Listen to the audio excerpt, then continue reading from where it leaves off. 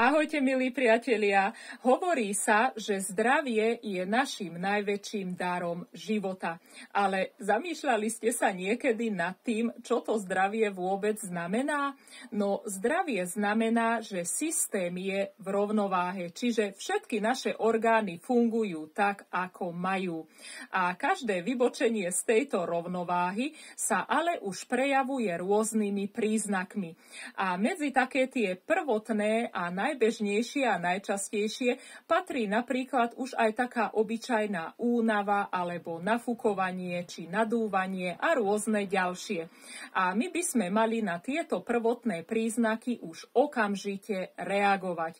Ale my keď na ne nereagujeme, tak sa to časom prejaví ako choroba.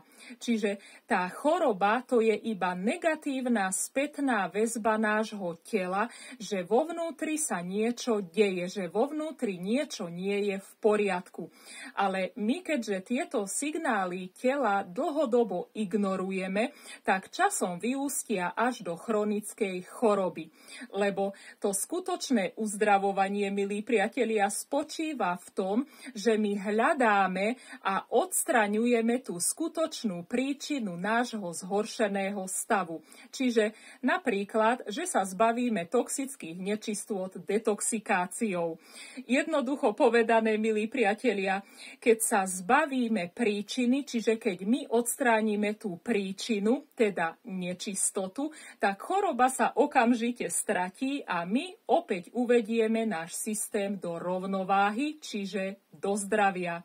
Takže toľko k dnešnej úvahe, milí priatelia, a ja vám želám, aby ste vždy včas vedeli rozpoznať už tie prvotné príznaky, aby sa vám nevyústili do ďalšej choroby.